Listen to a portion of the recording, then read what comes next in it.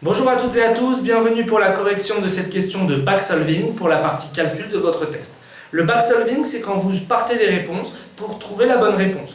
Vous ne posez pas d'équation, vous utilisez le fait que les réponses sont disponibles pour les tester et voir si elles marchent.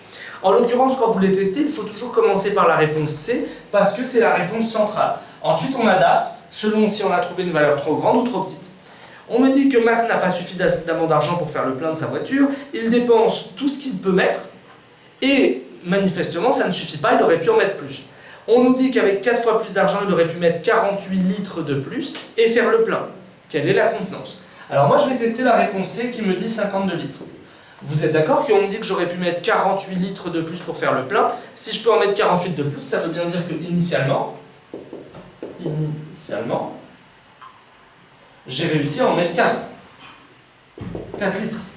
Or, on me dit, avec 4 fois plus d'argent, il aurait pu mettre 48 litres de plus. Mais avec 4 fois plus d'argent, s'il avait 4 fois plus d'argent, il aurait pu mettre combien? 4 fois 4 égale 16. Et donc, du coup, ça ne correspond pas au 52. Donc là, la réponse que j'ai trouvée, elle est beaucoup trop petite. Ça veut dire que la réponse que j'ai testée, elle est trop petite. Et donc, du coup, cette réponse C, elle est trop petite. Il faut que je teste la réponse suivante, à savoir la réponse 62. La réponse 62... c'est quoi? On me dit dans la réponse 62 que j'ai 62 litres au total. Et on me dit que j'aurais pu mettre 48 litres de plus. Ça veut bien dire que initialement,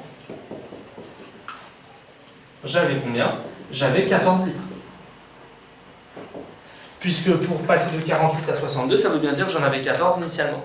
Avec 4 fois plus d'argent, 4 fois plus, j'aurais donc pu mettre 4 fois plus que 14. Et 4 fois 14, ça fait combien? 14 fois 2, 28, fois 2, 56. C'est insuffisant, mais c'est déjà pas mal. On a un écart qui est largement moindre par rapport à tout à l'heure. Et du coup, je sais que ça n'est pas la réponse D. Toute l'intelligence de la formule du backsolving, c'est quoi? C'est que je n'ai pas besoin de tester la dernière. Je sais que ce sera réponse E, par élimination. C'est pas la C, c'est plus grand. C'est pas la D, c'est plus grand. Il ne reste plus que la E. La bonne réponse, c'est donc la réponse 64. Pourquoi? Parce que la réponse 64... elle est la seule restante parmi celles qui sont supérieures. Alors si on veut vérifier, si j'en ai rajouté 48, ça veut bien dire que initialement, j'en avais 64 moins 48, ça fait 16.